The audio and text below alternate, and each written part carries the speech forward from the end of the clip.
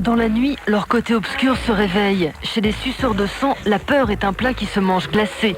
Trax n'a pas froid aux yeux, entretient avec de drôles de vampires.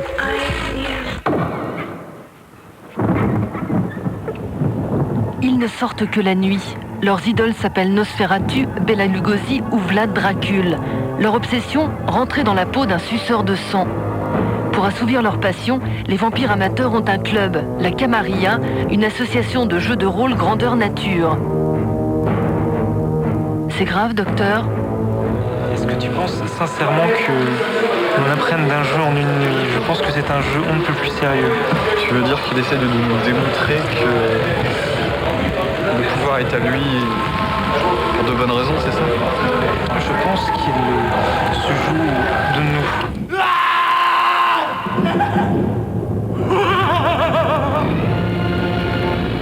En France, ils sont plus de 600, âgés de 20 à 25 ans, à passer régulièrement une nuit dans la peau d'un prince des ténèbres. Pour les plus accros, il est possible de jouer quasiment toutes les semaines. Chaque rassemblement comporte une trentaine de joueurs. Mathieu, Catherine et William consacrent au minimum 2 soirées par mois à la Camarilla. Moi, à la base, j'étais surtout joueur de jeux de rôle, c'est-à-dire que j'appréciais de pouvoir interpréter un personnage, mais entre guillemets uniquement à la voix. Bonsoir, monsieur le marquis. Je vais vous présenter tous mes respects. Moi, ce que j'aime bien, c'est le côté costumé. Enfin, le côté, en fait, où on change de peau, quoi. C'est-à-dire que pour une soirée, on va endosser une autre personnalité. Donc, ça va se travailler par un costume, par un maquillage, par des attitudes. Ce qui me plaît dans le fait de jouer un vampire, c'est le fait d'incarner une légende, un mythe. C'est vraiment le côté romantique, mystique, charismatique, en fait, de ce mythe qui est vraiment attirant, je trouve.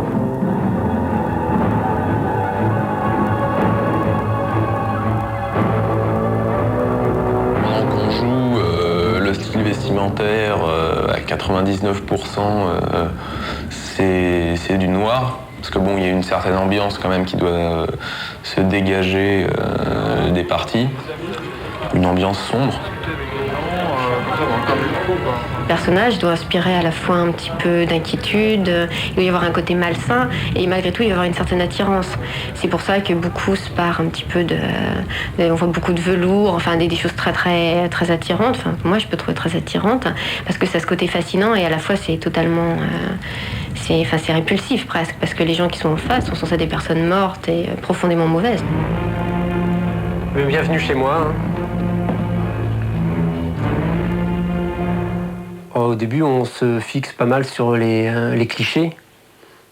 Pas jusqu'à Bela Lugosi quand même, mais plutôt sur les descriptions qu'on peut en avoir dans les bouquins tels que Entretien avec un vampire, évidemment, qui est inévitable, incontournable. Et aussi certains films comme Génération perdue ou Aux frontières de l'aube, qui a un esthétique quand même, qui est vraiment particulier. On peut le retrouver aussi dans le film avec David Bowie et Catherine Deneuve, Les Prédateurs. Oui, je crois qu'il y a le mouvement gothique qui joue pas mal aussi, parce que c'est le côté glauque et romantique qui s'attache beaucoup à la nuit, à ce qui se passe le soir, quand les autres dorment en fait. La difficulté des jeux de rôle, c'est de maintenir la cohérence de l'histoire. C'est la mission du conteur, comme Mathieu, vampire depuis 3 ans. Le conteur, en fait, c'est la personne pendant les soirées qui s'occupe de gérer, d'organiser au niveau du scénario, et de faire en sorte en fait que les joueurs puissent s'amuser, gérer les litiges en jeu. C'est à peu près tout le travail qu'on fait, l'écriture des scénarios pour pendant les parties. Alexandre Roy est un incompétent, il le démontre bien. Oui, ça, on peut pas dire le contraire, c'est clair. Alors, quel comportement adopter? Il faut jouer. Le problème, c'est qu'il y a quelqu'un qui veut me tuer ce soir. Il va y avoir pas mal d'actions ce soir. Oui. Oh, cela changerait. Apprenez, Marquis. Qu'un ancien de la Camarilla, un primogène, n'est pas là pour aller mander des nouveau-nés, mais pour lutter contre vos ennemis, pendant que vous vous pavanez. Tout ce qui est action physique, de combat, c'est une part minime, en fait.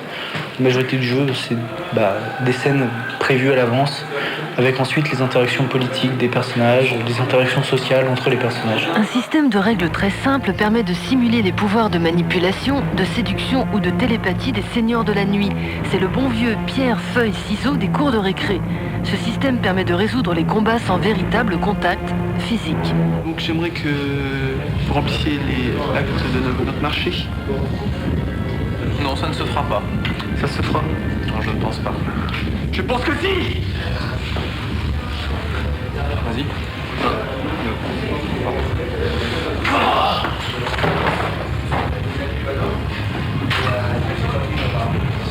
Le système est très simple en fait. Pierre, feuille, ciseaux. Et donc en fait à partir de là, on peut savoir qui va être le gagnant ou le perdant. Bien, si comme il vient de se passer, lui gagne, bien donc son pouvoir va marcher. Et donc je vais être terrorisé. Et après c'est à moi, donc une fois qu'on sait ce qui se passe, donc on joue en jeu, c'est-à-dire que il me mime en fait le regard d'effroi, et après je dois fuir.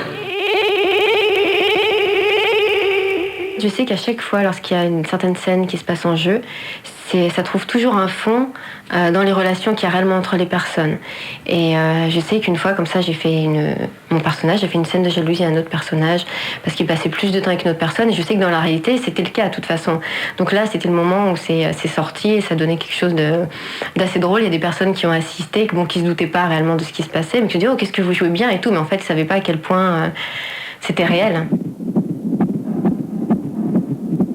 On dit toujours que dans le jeu, il y a la nature et l'attitude. Donc on paraît toujours être quelque chose que l'on n'est pas. C'est comme dans la réalité de toute manière, comme dans la vraie vie, comme diraient certaines personnes. On a eu une réunion nationale il y a quelques mois de cela, au mois de novembre.